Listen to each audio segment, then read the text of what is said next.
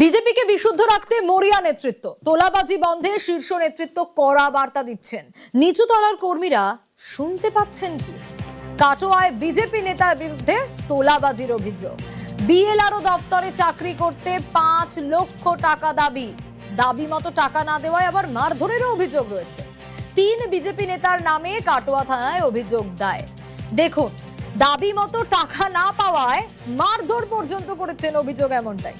অভিযোগ অস্বীকার করেছে বিজেপির নগর সভাপতি। অভিযোগকারীকে চেনেনি না বলে দাবি বিজেপি নেতার।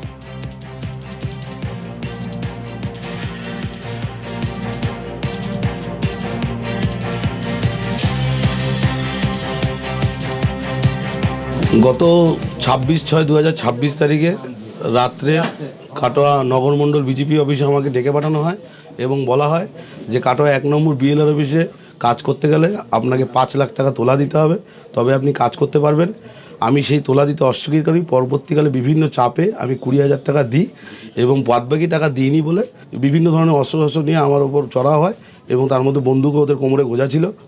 ওরা এখানে এসে বলছিল যে আমরা সুমন দেবনাথের লোক, আমাদের কিছু করতে পারবি না। এটা বলেছিল ওই সুমন দেবনাথের নেতৃত্বে বিশ্বজিৎ অধিকারী এবং অতনু সাহা। সেটা কোথায় বলেছিল? সেটা ওই নগর অফিসের সামনে।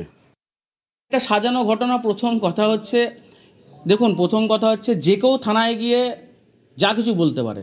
সর্বপ্রথম হচ্ছে প্রমাণটা দেখাতে হবে। আমি আবারও বললাম, ভারতীয় জনতা পার্টি কাটোয়া নগর অফিসে সিসিটিভি ক্যামেরা আছে। ওনাকে আমি প্রথমত চিনি না। কোনো যদি টাইমের এরকম দেখাতে পারে, আমি অন স্পট রেজিগনেশন দিয়ে দেবো। এর পেছনে যারা আছে আমি জানি যে তারা 4 তারিখের পর অতি বিজেপি, তারা যারা ভেবে বসে আছে, যারা নতুন বিজেপি বা অতি বিজেপি, তারা এইসব ভুল করছে।